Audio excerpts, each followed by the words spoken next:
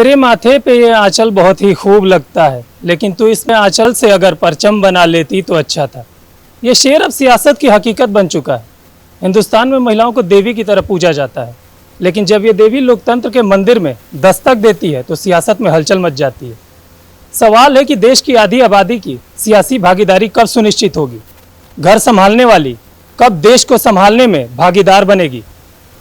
UP में या फिर पूरे देश में कह लें, माहौल सियासत में महिलाओं की भागीदारी का चल रहा है, तो हम सबसे मुफीद व्यक्ति के पास पहुंचे हैं। यूपी सरकार में मंत्री हैं प्रतिभा शुक्ला जी।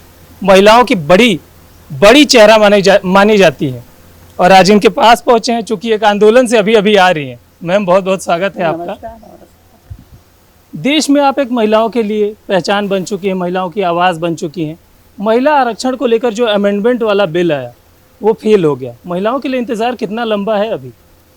देखिए, हम तो इसमें अपने प्रधानमंत्री जी का बहुत धन्यवाद देंगे कि एक देश के मुखिया और हम बहनों के भाई, जिन्होंने हम महिलाओं के लिए नीति निर्धारण में एक जगह निश्चित करने का कार्य करने की प्रयत्न किया, कोशिश की और उसको आधे हद तक पारित भी किया। लेकिन कुछ लोगों ने जो सत्ता विरोधी गतिविधियों में हम समझते हैं उनकी इच्छा ही नहीं है कि आधी आबादी को कहीं भी कोई प्लेटफार्म मिले, तो उन्होंने कुछ ना कुछ जात का मामला लिया है कि महिलाओं की जात होनी चाहिए, जात के आधार पर आरक्षण होना चाहिए। समाज में आधे पुरुष और आधे महिला हैं, बिल्कुल जात का कहाँ समावेश है ही नहीं कहीं।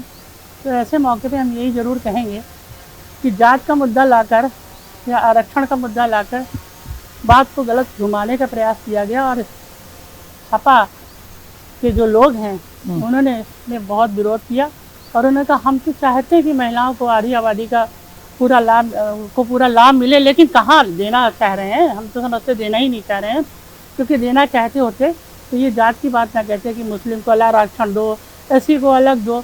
महिला तो महिला है, उसकी कोई जात नहीं। और जो भी सशक्त होकर अपनी बात कहना चाहे, समाज में आना चाहे, वो अपनी भागीदारी कर सकता है। देश भर की महिलाओं में गुस्सा देखा जा रहा है और खुद सीएम योगी ने लखनऊ में जन आक्रोश रैली निकाली। जब एक सीएम किसी मुद्दे पर सड़क पर उतरता है तो उसमें राजनीति भी दिखती है और रणनीति भी। देखिए, सभी देश में जब ये हम तो सब मेरठ में थे जब ये आक्रोश और हमारा नारी बंधन अधिनियम पारित नहीं हुआ, इन्हीं कारण से बिल गिर गया, तो सारी महिलाओं में उसी समय आक्रोश हो गया था। वो उनके मन में ये आया कि हमारे लिए ये सपा के लोग और कांग्रेस के लोग कार्य करना नहीं चाहते हैं। उसी समय बड़ी आक्रोशित हो गई थी और हम लोग वहाँ उस समय निकले थे बाहर, मेरठ में टाउन हॉल में कार्यक्रम चल रहा था। तो ये जो आक्रोशित बहनें थीं वो सब आज मुख्यमंत्री के पास अपनी बात कहने आई थी कि आप हमारी बात लेकर जाओ, आप हमारी बात कहो, आप हमारे संरक्षण बनो। मिशन शक्ति हमारे मुख्यमंत्री जी ने चलाया और उसमें नारी को सशक्त, स्वावलंबन और स्वास्थ्य पर ध्यान देते हुए महिलाओं को सशक्तिकरण की बात की। देखिए, सशक्तिकरण का मतलब ये नहीं होता कि हम बहुत सारा हमारे पास पैसा रुपया हो या हमारे पास बहुत सारा घूमने फिरने का समय हो। सशक्तिकरण का मतलब यही होता है सही समय पर सशक्त बात कहना, और इसके लिए राजनीति में भागीदारी बहुत ज़रूरी है। जब हम सही भागीदारी पर रहेंगे तो अपनी बात को आवाज़ बुलंदी के साथ उठा सकते हैं। ऐसे तो सभी लोग कुछ ना कुछ कहते रहते हैं, उनकी बात का कोई मान्य नहीं होता। जब तक एक पद होता है तो उसकी बात को ज़्यादा मानता रहती है। अच्छा, एक सवाल विपक्ष लगातार कर रहा है कि महिला आरक्षण बिल तो सदन में पास हो चुका था, नोटिफिकेशन भी आ चुका था, डीलिमिटेशन के साथ लाने की क्या जरूरत थी? इसको बहुत जरूरत थी। उसका कारण ये था कि ये लोग जातिगत आरक्षण की बात कर रहे थे, और जब जातिगत आरक्षण होगा तो सामान्य की कोई जगह ही नहीं बचेगी। उन्होंने कहा कि महिला मुस्लिम का अलग करें, एससी का अलग करें, ओबीसी का अलग करें, सामान्य तो कोई बात ही नहीं है। महिला महिला है, उसको जिस तरह से पुरुष के लिए वैसे आधी आबादी के लिए आरक्षण पूर्ण होना चाहिए। साथ ही साथ उन्होंने ये भी कहा कि जनगणना का काम अधूरा है, जनगणना का काम प्रारंभ हो चुका है, कुछ समय में समाप्त हो जाएगी। सब काम में लगे। बहुत सारे लोग हमसे कहने लगे जनगणना से ड्यूटी हटा दीजिए। भाई, ऐसे कैसे हट सकती है? ये तो देश का काम है, हम सभी मिलकर करेंगे तभी काम होगा। वो भी काम चल ही रहा था। उनको डर था कि कहीं परसीमन की बात कांग्रेस ने उठाई कि परसीमन नहीं बढ़ना चाहिए, इन महिलाओं की ज़्यादा भागीदारी ना हो जाए। हम इसमें कहना चाहेंगे परसीमन, चूँकि उनको डर था कि उत्तर प्रदेश में कहीं ज़्यादा बड़ा क्षेत्र है, यहाँ परसीमन चेंज हो जाएगा तो महिलाओं की ज़्यादा भागीदारी आ जाएगी और उत्तर प्रदेश कहीं सशक्त और ना हो जाए, क्योंकि मुख्यमंत्री जी कंधे से कंधा मिलाकर चल रहे हैं। और हम समझते हैं उत्तर प्रदेश वैसे भी हमारा उत्तर प्रदेश बन चुका है, महिलाएं बहुत सशक्त हैं और मिशन शक्ति के अंतर्गत मुख्यमंत्री जी के लगातार कार्य इसमें हो रहे हैं, प्रधानमंत्री जी के साथ कंधे से कंधा मिलाकर चल रहे हैं। तो यह पसीमन की बात भी हो जाती है, कहीं कोई दिक्कत नहीं। कहते हैं कि हम बाबा साहब के बनाए हुए कानून का पालन करना चाहते, कहाँ कर रहे हैं। हम ये कहेंगे कि उनकी मंशा ही नहीं है, ना कांग्रेस की है और ना सपा की है कि महिला आदि आबादी को कहीं भी सशक्त करने की कोई बात कही जाए। आपने सारी बात रखी। 2 दिनों के लिए सदन का सत्र रखा गया था, 21 घंटे तक बहस चली, सारे मुद्दों पर सवाल जवाब हुआ। सरकार समझा नहीं पाया या फिर विपक्ष समझना ही नहीं चाह रहा था? सरकार तो समझा रही थी, पर हमें समझना ही नहीं है तो फिर कोई बात ही नहीं बनती है। समझने का जब मन ही नहीं है, जब विधेयक को लाना ही नहीं है, क्योंकि कहीं ना कहीं जो उनके साथ लोग जुड़े हैं, हम समझते हैं वो महिलाओं को मान सम्मान देते ही नहीं। महिलाएं जो ऐसी हैं जो पर्दे के अंदर रहती हैं, अपनी बात कहना नहीं चाहती, उनको आगे बढ़ाने की कहीं बात ही नहीं होती। महिला आरक्षण का जो मुद्दा है वो काफी बड़ा बन चुका है। बीजेपी ने तो इसे राष्ट्रव्यापी आंदोलन शुरू कर दिया है इस पे। 27 में यूपी में चुनाव भी है, ऊंट किस करवट बैठेगा? देखिए, ये तो बीजेपी का जन आंदोलन ही बन बैठा है, क्योंकि सारी महिलाओं ने जब ठान लिया है, हर घर में एक महिला है, सभी अपने अधिकारों की लड़ाई के लिए सशक्त हो चुकी हैं। पहले से ऑलरेडी हमारे प्रधानमंत्री जी ने नारी बंधन अधिनियम पारित जब लेकर आए, उसके बाद से पारित हो गया 23 में। उसके बाद भी मिशन शक्ति चला, जिसमें महिलाओं के अंदर एक नई सोच और व्यापार करने की क्षमता, अपने आत्मबल महसूस करने की क्षमता, एक जागरूकता तो आई। साथ साथ में जब ये बिल हमारा गिरा तो एक जन आक्रोश पैदा हो गया, और वो आज जन आंदोलन के रूप में आपको यहाँ मुख्यमंत्री कार्यालय के रूप में दिखा। हम समझते हैं कि प्रधान से लेकर संसद तक महिलाओं की भागीदारी के लिए महिलाओं ने ठान लिया है, क्योंकि जब बात किसी पद में रह के की जाती है तो उसका प्रभाव बहुत। महिलाओं ने भी ये सोच लिया है कि नीति निर्माण में हमारी भागीदारी बहुत जरूरी है। बिल्कुल। एक बात तो प्रतिभा जी ऐसा ना समर्थक भी मानते हैं कि जब से मोदी जी की गवर्नमेंट आई है तब से महिलाएं सेंट्रल भूमिका में आ गई है। अब कई योजनाएं, मैं उसका नाम ले रहा हूँ, जैसे उज्ज्वला योजना, देखिए उज्ज्वला योजना, मैं सवाल पूरा कर लूँ, लखपति दीदी योजना हो या फिर कोई भी, पहले ये माना जाता था कि महिला वोट देगी, उसके घर वाले देंगे जहाँ पे वो वोट देगी, लेकिन अब नैरेटिव बदला, अब महिलाएं खुद देख रहे हैं कि कहाँ पे वोट देना है। देखिए, हाँ, ये जो हमारे मोदी जी जब जैसे उज्ज्वला गैस योजना लेकर आए, अब गांव में जो समय खाना बनाने में बर्बाद होता था महिलाओं का, अब वो समय बर्बाद ना होकर उनको अपने आत्मचिंतन आत्मशोधन के लिए लगाना पड़ रहा है। अब महिलाएं सशक्त होकर आगे बढ़ रही हैं और वो चाह रही हैं जो खाली समय है वो अपने व्यापार में लगाएं, अपने बच्चों को पढ़ाने में लगाएं, और साथ ही साथ राजनीतिक सोच भी उनके अंदर बढ़ी है।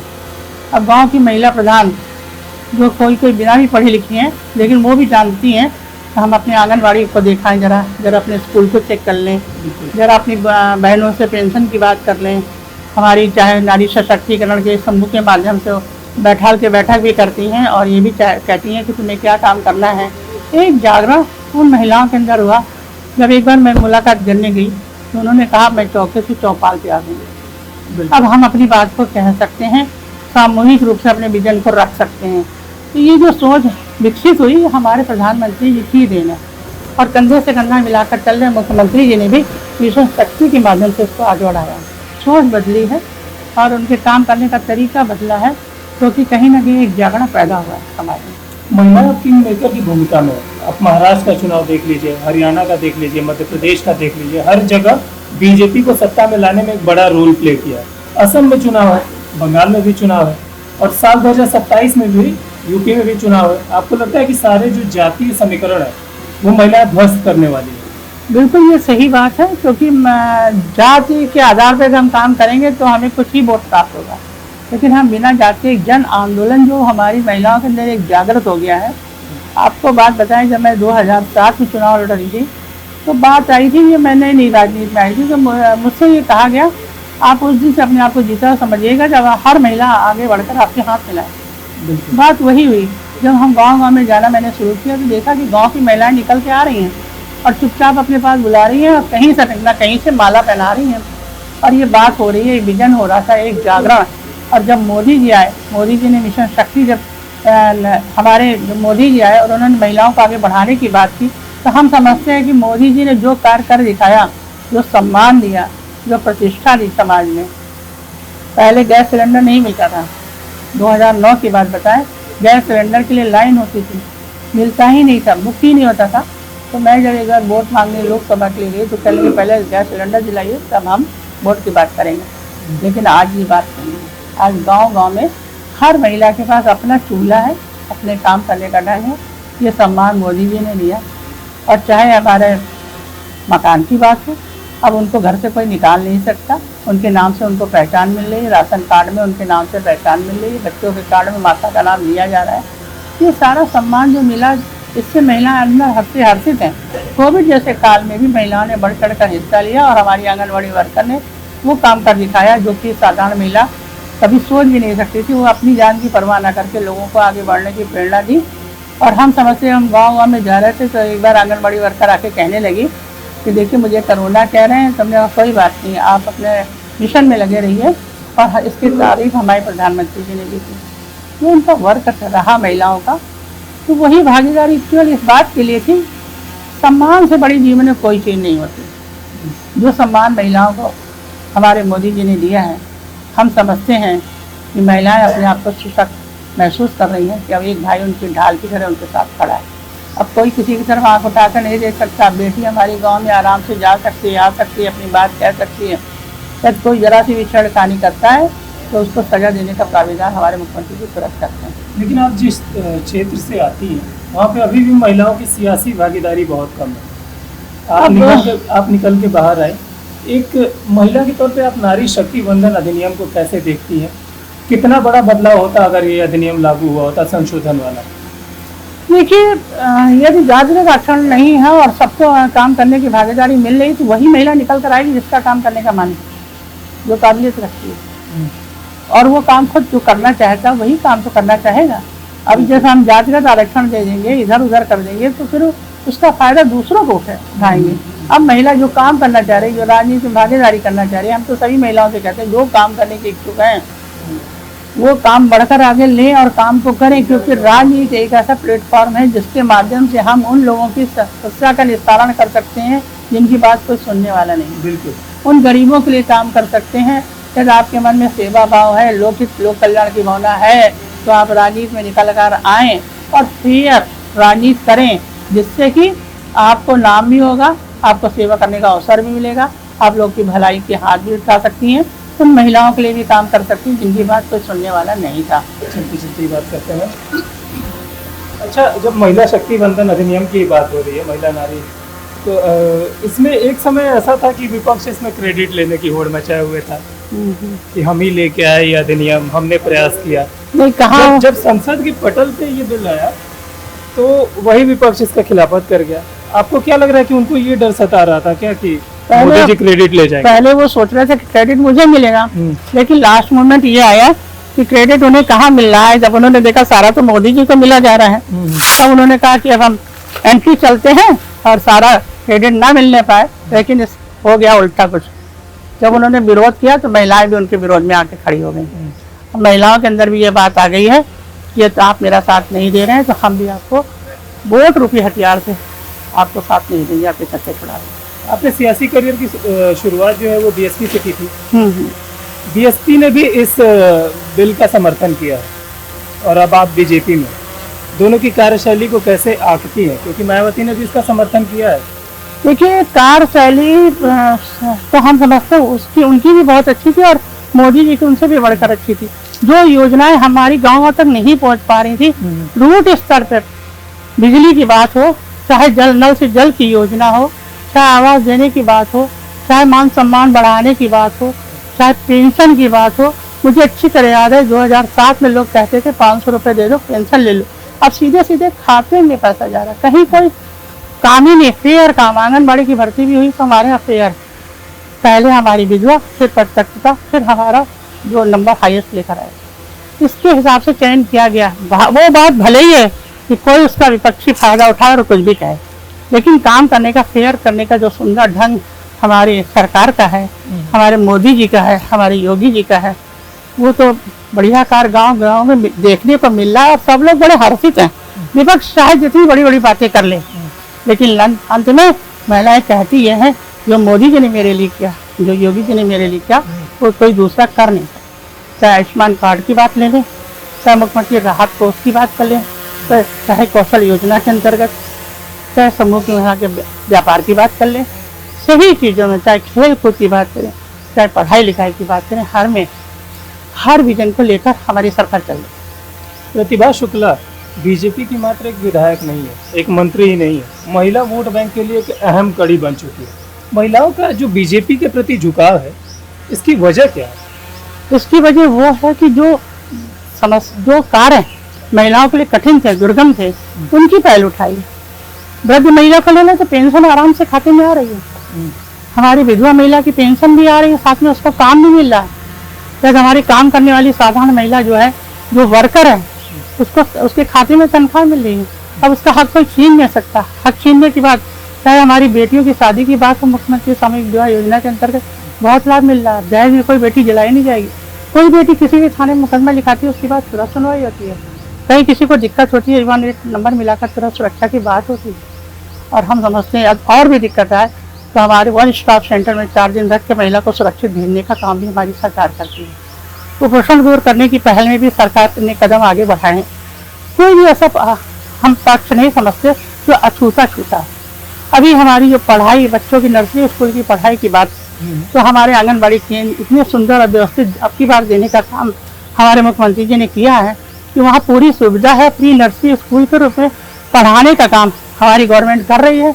जिन लोगों के पास बहुत फीस नहीं है, कोई दिक्कत है, तो उनको पढ़ाई नर्सरी की हमारी सरकार मुफ्त करा रही है। साथ में भोजन भी बच्चों को दे रही है और स्पेशल कहा जा रहा है, उसको वॉच भी किया जा रहा है।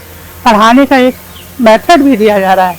पूरी सुविधाओं से युक्त हमारा आंगनबाड़ी केंद्र होगा, जिसमें बच्चों की प्राइमरी शिक्षा इतनी अच्छी की जाए कि संस्कारवान बच्चा हमारा बन के जाए। आपके बारे में कहा जाता है कि सरकार और संगठन के बीच में संतुलन बनाने वाली नेता है।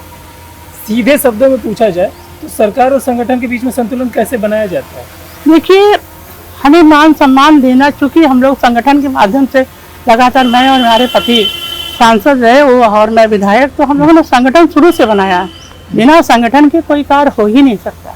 संगठन का कार्यकर्ता यदि हमारा प्रसन्न रहेगा तो हम आगे बढ़ सकते हैं। बंदा ही हमारा वहाँ नहीं है, हमारा बंदा वहाँ नहीं है, हमारा बूथ अध्यक्ष वहाँ नहीं है, हमारा 15 प्रमुख वहाँ नहीं है, तो हम आगे कैसे बात कर सकते हैं? संगठन के माध्यम से हम लोगों ने भी पहले संगठन ही तो बनाया है। हमारे यहाँ तो 3-4 संगठन ऑलरेडी पैरेलल में चलते रहते हैं। जैसे कि हमारे एससी समाज का संगठन है जो हमारा पहले से ही बना हुआ है। हमारी महिलाओं का संगठन फ्रेंड्स क्लब के माध्यम से बना था, और हमारे पार्टी का संगठन भी बहुत मजबूत है, जिसमें समायोजन बनाकर हम लोग चलने की बात करते हैं। कोई कार्यकर्ता आता है तो इस तरह से हम देखते हैं, जब गांव में जाते हैं 40-50 तो हमारे संगठन के ही लोग हैं। हमें कहीं बाहर जाने की जरूरत ही नहीं। हम तो चाहते हैं संगठन का व्यक्ति इतना मजबूत हो जाए कि हमारा आख्या नाम तो वही है। तो हम समझते हैं संगठन से बढ़कर तो कुछ है नहीं। तो आपने संगठन की बात की तो चुनाव की भी बात कर लेते हैं। 27 में चुनाव है, क्योंकि आप बीजेपी के एक कद्दावर नेता हैं। आपको तो लकी चार्म भी कह सकते हैं। 17 में आपने बीजेपी से चुनाव जीता, बीजेपी की सरकार बनी। 22 में चुनाव जीता, सरकार भी बनी, आप मंत्री भी बनी। 27 में चुनौती लेकिन बड़ी है।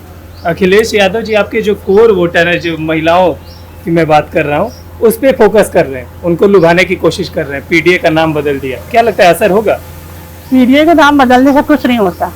देखिए, नाम उन्होंने जरूर बदल दिया है, लेकिन लाभ तो हमारी सरकार पहुंचा रही है महिलाओं को। और तो वो वहाँ की बात हम करें, हम तो अपनी विधानसभा की बात करते हैं, जिनसे हमारा रोज का मिलना है, जिनसे रोज का उठना बैठना है, तो किसी प्रलोभन पे आने वाले नहीं। हम तो अपनी महिलाओं के साथ इतना कह सकते हैं। एक बार मैं 12 के इलेक्शन हार गई थी और महिलाओं से हमने कहा आ जाओ कम्बल ले लो। तो लगा जीत जाओगे, विधायक बन जाएंगे तभी कम्बल लेंगे। मुझे नहीं लेना ऐसा कोई कम्बल। मोदी के लिए जान छिड़कते हैं लोग, तो कोई बात ही नहीं है। अखिलेश यादव जी ने एक ऐलान किया है कि इस बार भी हम कांग्रेस के साथ चुनाव लड़ेंगे, और सिर्फ चुनाव ही नहीं लड़ेंगे, 27 में सत्ता में वापसी करेंगे। 2 लड़कों की जोड़ी 24 में काम कर गई थी। आपको लगता है कि 27 में भी इसका असर रहेगा? पर्टिकुलर हम किसी पर्सनालिटी के विषय में कुछ नहीं कह रहे हैं, लेकिन जो उनके लोग हैं वो इतनी गुंडागर्दी करते हैं, इतनी गुंडागर्दी करते हैं कि जीना लोगों का हराम करते हैं। आज से गुंडागर्दी शुरू कर देते हैं। पहले से ही कि हम सत्ता में आ रहे हैं, हम पूरे गुंडे बन के तैयार हो रहे हैं। लड़कियों का निकलना मुश्किल हो जाता है, गरीब वर्ग जो है अपना काम नहीं कर पाता, उनकी ज़मीन में कब्जे होने लगते हैं। इससे छुटकारा दिलाने का कोई काम कर रहा तो हमारी सरकार का। इसलिए ये जो भय है कांग्रेस के और सपा के लोगों का, यही उनको जीतने नहीं देगा। आप ये बयान दे रहे हैं और डिप्टी सीएम ने तो ये कह दिया कि 17 में जो नतीजे आए थे उससे भी खराब होगा। बिल्कुल खराब होगा, कुछ है ही नहीं, कोई अस्तित्व ही नहीं। हम भी ये कहना चाहते हैं कि कोई अस्तित्व ही नहीं। कोई ठोस वजह होगी ना ये बयान देने के पहले? आप भी बोल रही हैं और डिप्टी सीएम साहब उसका कारण हम लोग गाँव में जा रहे हैं, देख रहे हैं, महसूस कर रहे हैं। जो हमारी महिलाएं हैं, जो हमारे लोग हैं, चाहे कितनी भी किसी कारण से संतुष्ट हो, लास्ट मोमेंट वही कहते हैं भाई वोट तो कमल को ही जाएगा, और हमारे पास कोई है ही नहीं, हमें तो कमल को ही देना है, क्योंकि हम चैन से तो जी रहे हैं, अमन चैन और शांति के साथ तो जी रहे हैं। तो ये जो वक्तव्य है कहीं ना कहीं लोगों को शांति प्रदान करता है। अच्छा, सियासत से जातियों को दरकिनार तो नहीं किया जा सकता मौजूदा सियासत से। आपको एक बड़े ब्राह्मण चेहरे के तौर पर देखा जाता है यूपी में। अखिलेश यादव जी भी बड़े डोरे डाल रहे हैं ब्राह्मण विधायकों पर। आपके जो बीजेपी के विधायक हैं, सपा की तरफ से लगातार ऑफर दिए जा रहे हैं। बीजेपी के लिए कितना चिंताजनक है ये? बिल्कुल चिंताजनक नहीं है। प्रलोभन में जो बच्चे फंसेगा तो हम समझते हैं वो अपना नुकसान ही कर बैठेगा, क्योंकि जो मान सम्मान सरकार दे रही है, भले लग रहा वो कहीं जो सुरक्षा दे रही है वो कहीं और नहीं। नाम भले वो आज प्रलोभन दे दें, लेकिन एंड केंद्र पटाने फिर हमने कहा गुंडागर्दी उनकी इतनी ज्यादा है, किसी का सम्मान वो बरकरार कर ही नहीं सकते, किसी को सम्मान दे ही नहीं सकते। उनके लोग कभी जीना मुश्किल कर देते हैं, एक गांव में इतना परेशान कर देते हैं लोग कि पीड़ित हो जाते हैं। तो फिर लास्ट में यही कहते हैं हमने तो मोदी को ही वोट। अभी भी ये रिजल्ट निकल के आ रहा है। आपके पास महिला कल्याण विभाग है। अखिलेश यादव जी लगातार आरोप लगाते हैं कि यूपी में महिलाएं सुरक्षित नहीं है, योगी सरकार में महिलाओं के लिए काम नहीं हो रहा है। उनकी सरकार से तो बहुत ज्यादा सुरक्षित हमने तो दोनों समय देखे हैं। 12 के इलेक्शन आने के बाद इतना गुंडागर्दी व्याप्त थी कि कहना ही क्या था। आप तो लड़कियां बिल्कुल सुरक्षित है, पूरी थाने में जाके अपनी बात कहती, बल्कि अब तो ये कहा जा रहा है महिलाओं लड़कियों से बच के रहो, कहीं मुकदमा ना लिख जाए मेरे ऊपर। तो हमारे जो बच्चे हैं वो अपने आप कहीं ना कहीं सुरक्षित महसूस कर रहे हैं। तो बात ये है कि कहीं ना कहीं तो मजबूती है महिलाओं की और बेटियों के लिए। हाँ, महिला कल्याण पर फिलहाल क्या चुनौतियाँ हैं?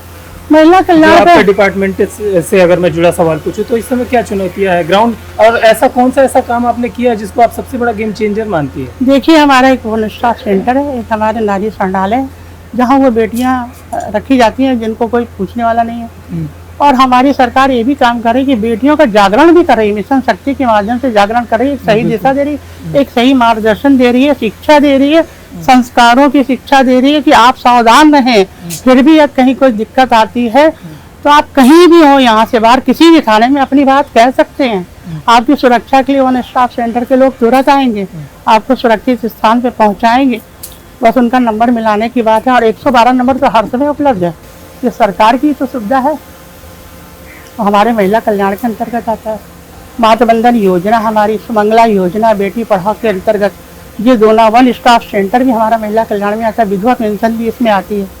और सबसे अच्छी बात तो ये है कि जो हमारे सुरक्षा के लिए संडाले बन रहे हैं, वहाँ बेटियों को रखा जा रहा है। कानपुर में देखिए 400 लड़कियाँ रह रही हैं, कानपुर देहात में भी हमारा बन रहा है, किशोरों के लिए भी बन रहा है। किशोरों बच्चों के लिए जो कहीं ना कहीं गलत कार्य करते हैं उनको मुकदमा भी लिख जाता है, तो उनको लिए भी किशोर आश्रय गृह भी बन रहा है, जहाँ वहाँ बच्चे रहते हैं, और उनको कैसे उनका जब मुकदमा सॉल्व हो जाता है तो उनके घर भेजने का काम भी सरकार कर रही है। तो अपराध तो कहीं ना कहीं नियंत्रण करने के लिए महिला कल्याण तो आगे आ ही रहा है। एक महिला होने के नाते आपको सबसे बड़ी पॉलिटिकल चुनौती क्या मिली पूरे करियर की बात करें तो? अब देखिए, महिला होने के साथ साथ ये आपके घर में सपोर्टर है, सबको बहुत आसान है, क्योंकि हमारे पति सांसद है, मैं विधायक, मेरे आगे तो कोई खास चुनौती आई नहीं है, क्योंकि ढाल की तरह वो खड़े थे। लेकिन फिर भी हम ये कहना चाहेंगे, जो महिलाएं आगे आना चाहती हैं वो अपनी राय को सत्यता के साथ रखें, दृढ़ प्रतिज्ञता के साथ रखें, माँ दुर्गा की तरह, रानी लक्ष्मीबाई की तरह खड़ी रहें अपने मिशन पर, अपने विजन पर, और डट कर उसका सामना करें। क्योंकि समाज में ऐसे लोग हैं जो ये कहना चाहते हैं ये महिला है तो अब मेरा अधिकार है। अधिकार किसी पर किसी का नहीं होता। आत्मा अगर हमारा शाश्वत है, ना वो पुरुष है ना महिला है। आपने माँ दुर्गा का जिक्र किया और मुझे बंगाल चुनाव याद आ गया। बंगाल चुनाव पे आपकी नज़र है? हाँ, लेकिन ममता जी जो हैं वो तो कभी महिलाओं को सुरक्षा देती ही नहीं। और एक बार तो हम लोग गए थे एक ट्रेन रुकवाने के लिए, जब वो रेल मंत्री हुआ करते थे, तो उन्होंने कहा मैं तो पहले अपने बंगाल को देखूंगी, उत्तर प्रदेश वालों की बात नहीं सुनते। साथ ही साथ उनका जो आचरण है तो महिलाओं को कहीं ज़्यादा सुरक्षा तो नहीं देता। जो हम लोग एक हफ्ते वहाँ रहे और रह के देखा तो महिलाएं असुरक्षित हैं और घटनाएं आज दिन देखने को मिल रही। महिला होने के नाते एक फर्ज बनता है कि महिला पहले महिला की सुरक्षा की बात करे, वो बंगाल में नहीं। आपको क्या लगता है इस बार बदलाव होगा? क्योंकि सीएम योगी भी लगातार बंगाल में जा रहे हैं, तो यूपी मॉडल ही बता रहे हैं वहाँ पे। देखिए, बदलाव होगा तो जनता राहत की सांस लेगी और बदलाव करना बहुत जरूरी है। उम्मीद है। अमन चैन से जीना है तो बदलाव जरूरी है। एक आखिरी सवाल कर लेते हैं, 27 को लेके क्या प्रेडिक्शन है आपका? देखिए, 27 को लेकर कुछ भी कह लें, सरकार बीजेपी की ही करे, चाहे जो जितने सर उठा के पटक ले, लेकिन सरकार बीजेपी की ही बनेगी। क्योंकि रूट स्तर में जो कार्य हैं और जो रूट स्तर में लोग गए हैं, जो राहत महसूस कर रहे हैं, जो अत्याचार के विरोध में कहीं ना कहीं सपा और कांग्रेस का तो कोई अस्तित्व नहीं, उनकी हम कोई बात भी नहीं करना चाहते, लेकिन सपा की गुंडागर्दी आज भी कहीं ना कहीं सिर उठा रही है। जमीनों पे कब्जे करना चाहते हैं तो पकड़े जाते हैं। हालांकि कांग्रेस ने 24 के चुनाव में तो 17 सीटें हासिल की हैं। लेकिन हमारे यहाँ तो एक ही जो है, कांग्रेस का कोई है नहीं विधानसभा में, कोई विधायक ही नहीं है, और बसपा का भी कोई विधायक नहीं है। और हम समझते हैं कि बीजेपी से अच्छा कुछ है नहीं। आखिर में हम एक रैपिड फायर करते हैं, कुछ एक मैं नाम लूँगा और जल्दी जल्दी जो भी उस एक नाम के बारे में जो शब्द आएगा आपको तुरंत बताना होगा। पहला नाम पीएम मोदी।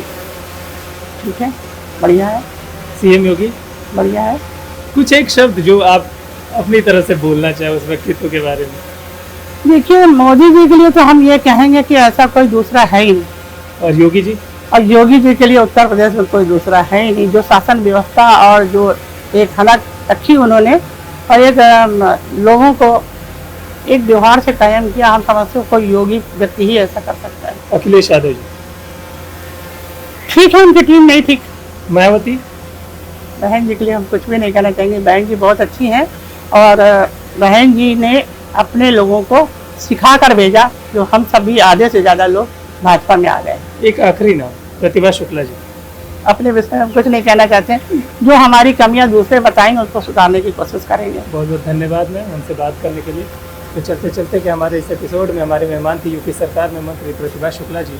चलते चलते कि अगले एपिसोड में फिर किसी शख्सियत के साथ मुलाकात होगी, तब तक देखते रहिए DD यूपी।